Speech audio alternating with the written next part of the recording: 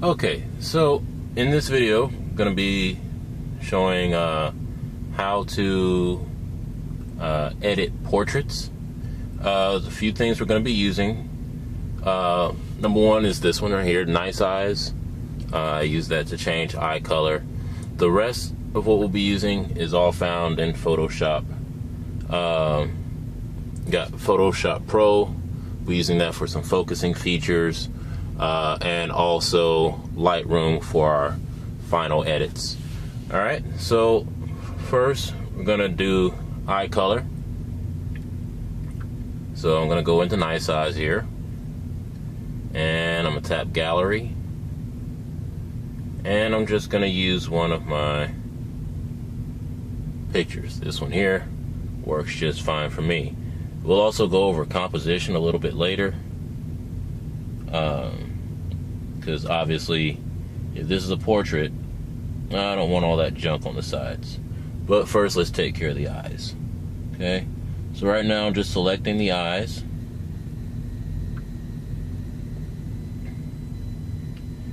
And then I want to make sure that I have just the colored part. Was that an iris? Okay, once I got that done, now I want to frame the eye so I don't end up changing like the eyelids or anything like that.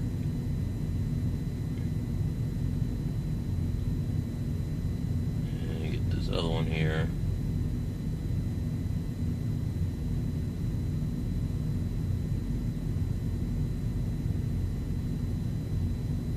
Alright. Now, I like to zoom in when I'm doing these type of edits because it allows me to really look and see what I'm working with. Now, usually, and this is just personal preference as to what you want to go with, normally I go with one of these two. And you'll notice that when I'm initially doing the editing, it's going to look a lot more unnatural than how it'll look at the end. So I do tend to add a little bit extra to it because it's going to be toned down once we're done. So I'm going to go ahead and save that. And then I can come out of that. Alright, and I tend to go ahead and just delete the old ones as I go along. It just helps me not to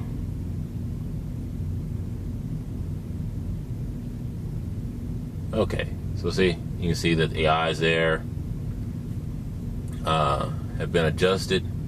Like I said, right now they look a little bit fake, but we'll take care of that in just a little bit to help eliminate that problem. Alright, next we're going to go over a little bit about composition because I'm going to go ahead and crop this a little bit earlier than I would normally. So we're going to hit transform. Now you'll notice when I start to move the sides, it brings up these grid lines. Now, normally, I would do this over in Lightroom simply because it allows me to use the rule of thirds. But we'll go over that a little bit more later. What I want to do right now is I just want to get this down to a basic element that I'll end up using. You'll notice I've left it off center just a little bit, and I'm about to show you why in just a second. And really I could have done this in Lightroom, and I probably should have. It would have saved me a step.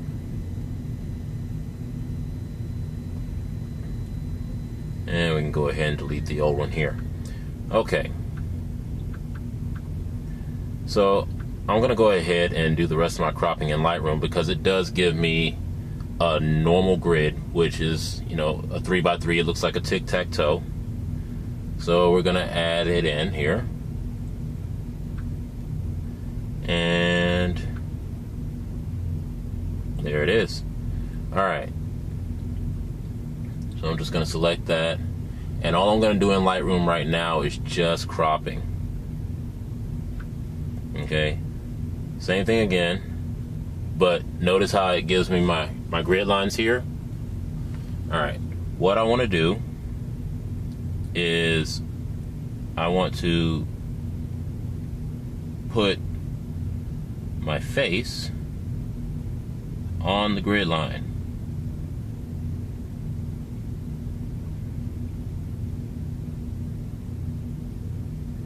And of course I need to make that custom.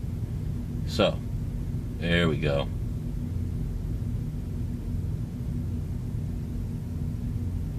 And we're gonna go that way. And all this does really is it just adds some dynamic elements. Okay, just like that. I kind of want to get the arm in there because, alright, we're gonna just go slightly. Normally, let me bring that grid back up. Normally I would try and put the center of my face right here on this corner, but for how much of the picture I have here, it's just not going to work that well. So I'm going to put, there we go. I'm going to put it dead center, standard portrait. Okay, and I kind of want to bring that down. Alright. So I'm going to go ahead and save this. By the way, I should also mention, if you have the ability to shoot in RAW format instead of JPEG, it works out a lot better when you're going to be editing, especially if you want to get it a decent size. The only problem with JPEG is it's compressed. So when you go to blow it up, it gets grainy. Versus RAW is not compressed. Alright. So we're going to go ahead and save this. And then we can delete it out of here so it doesn't get confusing. Alright, and let me go ahead and delete the old one.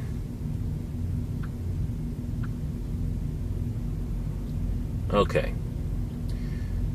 Now I'm going to go into Photoshop Pro. And this is where I do most of my focusing. Okay. So we're going to go ahead and choose that photo. This is also where I tend to put on my vignettes, but I do focusing first. Alright, and I just want to, you know what, I'm going to choose a different method here.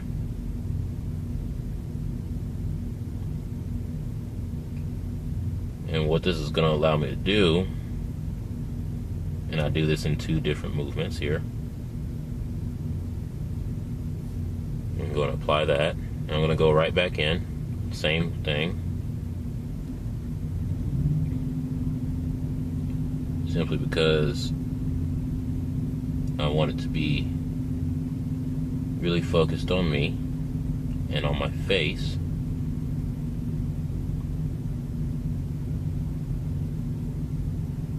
Even though, now you notice that this one I'm putting off center just a little bit. And if I really want to, I can blur this part out manually. All I have to do is just go over here to blur, and I select what size I want to use. First I'm going to make this bigger, make it a little bit easier to work with.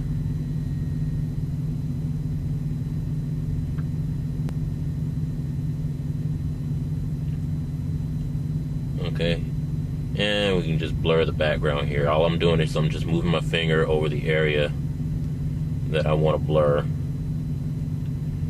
and that allows me to, you know, just kind of take out all this unnecessary stuff here in the background. There we go. Now I'll go ahead and apply that. And now I'm going to go ahead and do my vignetting.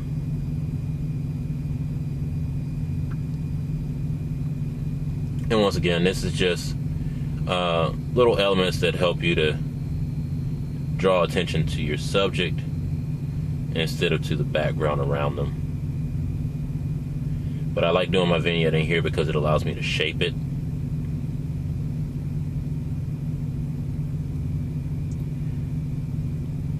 And you do want to be careful about how dark you go, because I mean, we can always adjust the shadows later on in Lightroom.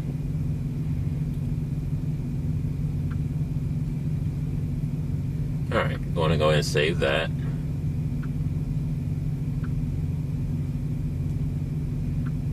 And then once again, I'm going to delete the old one. If I can find it. Oh, it's up here. There we go.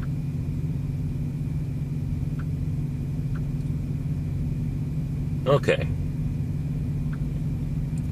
Now I'm going to go back into Lightroom. And we're just going to go ahead and add that one back in. The new one.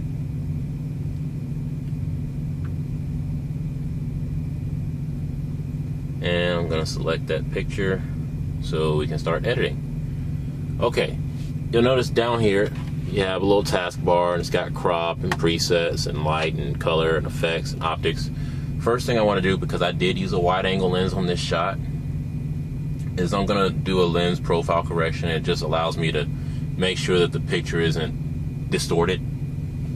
Okay. Next thing I normally do is I go into lighting. And at this point, if I had something to do with exposure, we could fix that.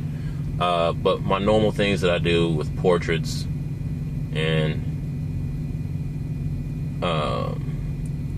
I start out with some contrast. Now you'll notice as I do this, it's getting kind of red, and we can always fix that later.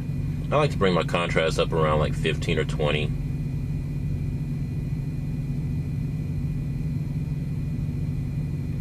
And I'm also going to bring my shadows down. This is just personal preference, and you know what I mean, you can just kind of play with it until you get it where you want it.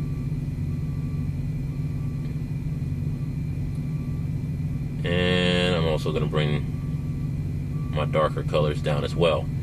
Normally I don't really mess with my lighter colors or my highlights at all, unless I absolutely need to. Now I'm going to go over to this little bar here. This is the other place where I could do vignetting, but right now I'm just going to adjust the clarity.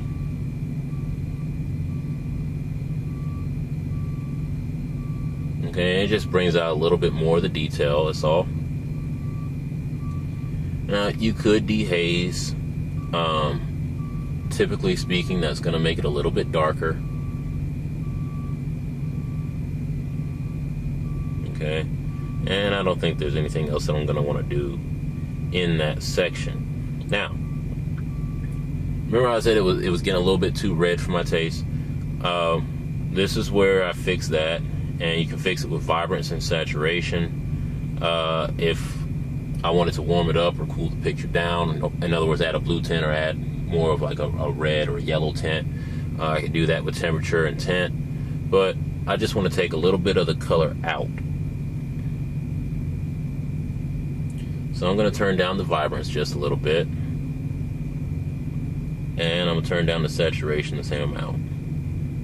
And that just allows me to even out the colors, make it look more natural. You'll notice that the eyes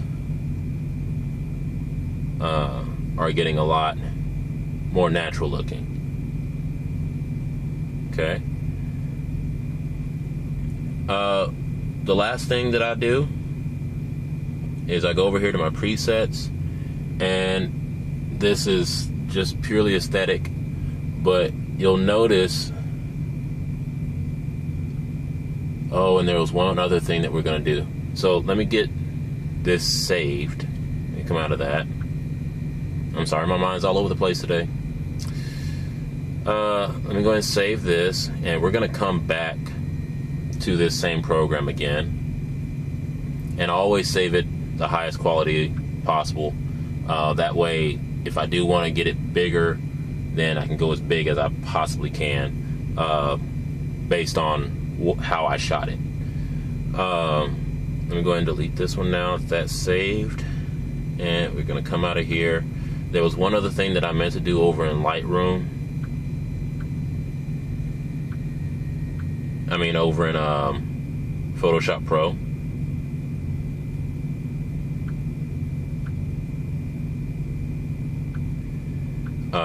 And I didn't even notice it until I started looking at it.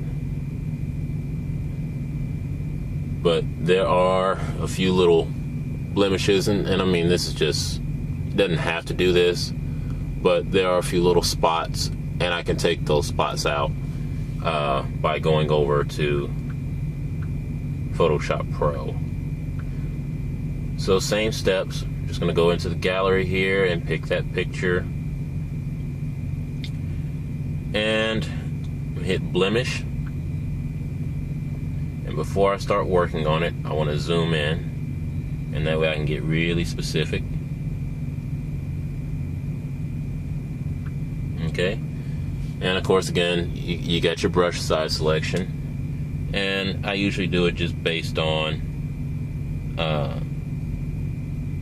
yeah, I want this one. Okay, based on how much of a problem it is, how big the area is. I got some scarring and, you know, things that I want to take out. And it just helps to smooth things out. Now, some of this would have been taken care of once I did noise reduction. Some of it wouldn't. And I think that's going to just about do it. Now, I will say, be careful going in between areas of light and dark. Like, you see how there's kind of a shine on my forehead right here, and then it goes into shadow from where the flash hit. You know, areas like this, you know, where the light is coming to a shadow, because what'll happen is it'll take a piece of each, and sometimes it inverts it, and so you end up with an unnatural looking shadow on your face. Just a heads up on that. But now that that's done, now we can take it back over to Lightroom as soon as I delete the old one so I don't get it confused. Okay, let's go back into Lightroom. Same steps again. We're going to hit add. I'll select my picture and add it in.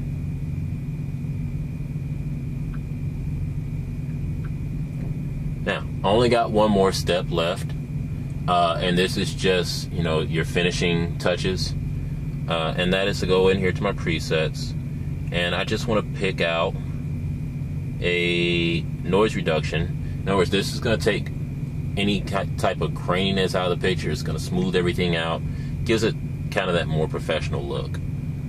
And normally I start it out low because you don't want it to look unnatural.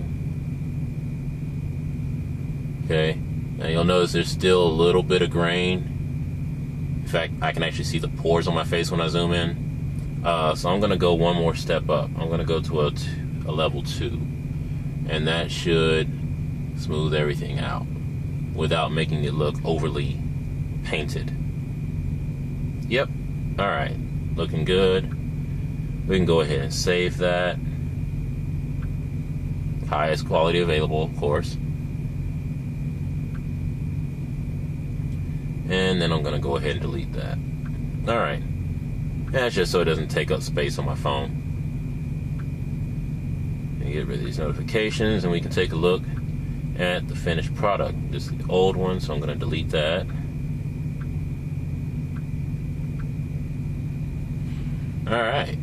Finished product. There you have it. There's your headshot. Not too bad. I will admit I'm better with landscapes, but this is just what I've learned so far. Figured I'd share it with you. So there you go. Happy picture taking.